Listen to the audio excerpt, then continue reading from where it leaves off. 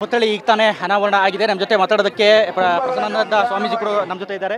Yes sir, Kempegowda ವಿಗ್ರಹ ಪ್ರತಿಷ್ಠಾಪನೆ ಮಾಡಿದ್ದಾರೆ. ಭಾಳ ತುಂಬ ಸಂತೋಷದ ವಿಚಾರ.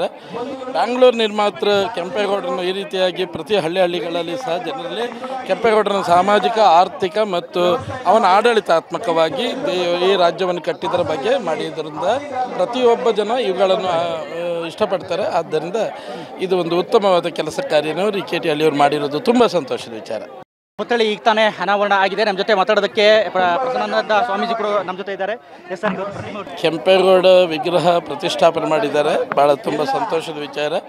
ಬ್ಯಾಂಗ್ಳೂರು ನಿರ್ಮಾತೃ ಕೆಂಪೇಗೌಡರನ್ನು ಈ ರೀತಿಯಾಗಿ ಪ್ರತಿ ಹಳ್ಳಿಗಳಲ್ಲಿ ಸಹ ಜನರಲ್ಲಿ ಕೆಂಪೇಗೌಡರನ್ನು ಸಾಮಾಜಿಕ, ಆರ್ಥಿಕ ಮತ್ತು ಅವನ ಆಡಳಿತಾತ್ಮಕವಾಗಿ ಈ ರಾಜ್ಯವನ್ನು ಕಟ್ಟಿದ್ದರ ಬಗ್ಗೆ ಮಾಡಿದ್ದರಿಂದ ಪ್ರತಿಯೊಬ್ಬ ಜನ ಇವುಗಳನ್ನು ಇಷ್ಟಪಡ್ತಾರೆ. ಆದ್ದರಿಂದ ಇದು ಒಂದು ಉತ್ತಮವಾದ ಕೆಲಸ ಕಾರ್ಯನೂ ಕೆ.ಟಿ. ಹಳ್ಳಿಯವರು ಮಾಡಿರೋದು ತುಂಬ ಸಂತೋಷದ ವಿಚಾರ.